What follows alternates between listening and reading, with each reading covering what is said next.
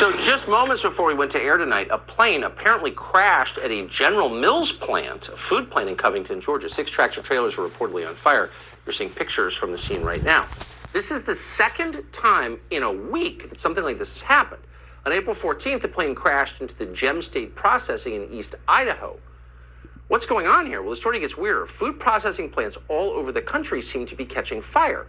A couple of days ago, a fire destroyed the headquarters of Azure Standard, one of the largest organic food distributors in the country. At the end of last month, a fire severely damaged a fresh onion packing facility in South Texas. In Oregon, a potato chip processing plant just reported a boiler explosion that sent workers to the hospital. Here's a news report on that.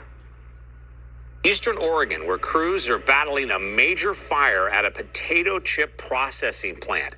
Air 12 flew over the scene at Shearer's Foods on Highway 207 in Hermiston. We're told the fire was caused by an explosion of a portable boiler there. 2 people were taken to the hospital.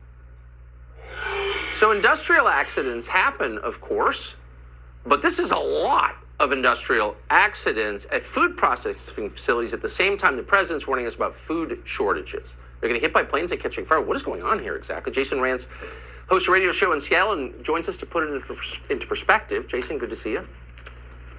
Good to see you. Yeah, obviously, when something happens every so often, you obviously hope that there's no significant damage and certainly no one gets hurt, but you kind of write it off. It's not that big of a deal. Accidents happen. But when you've got well over a dozen food processing plants and warehouses getting destroyed or seriously damaged over just the last few weeks, at a time when the food supply is already vulnerable, it's obviously suspicious, and it could lead to serious food shortages. That's why some folks are now wondering, well, number one, what's going on? And you've got some people speculating that this might be an intentional way to disrupt the food supply.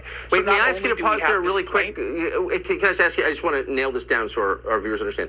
There have been confirmed over a dozen disabling accidents at food plants in the last month, over a dozen. Absolutely. And we're talking about some really significant plants. The Taylor Farms facility in Salinas, California was completely destroyed by a fire last week. We've had 2 major potato processing plants in Belfast, Maine and Warden, Washington that were completely gutted, which is happening at a time where we already have a potato shortage globally. You were talking about the onion supply at that Rio Fresh, but it's not just produce plants. Last month, there was a fire that took out a Nestle food plant out in Jonesboro, Arkansas, and that's impacting frozen food brands like Hot Pockets or Stouffer's, which maybe you might buy if you can't get fresh food from a warehouse that just exploded. And that Shearer's food facility you just mentioned in the open, I mean, that's the only West Coast facility that they operate. So there is some significant concern, of course, that this is going to impact the supply chain. Now, to be clear, the timing is very suspicious. It's obviously concerning. Police are saying that these fires are due to faulty issues with equipment, so they're not saying that this was intentional. Either way, it's obviously going to have some significant, implications in us getting our food.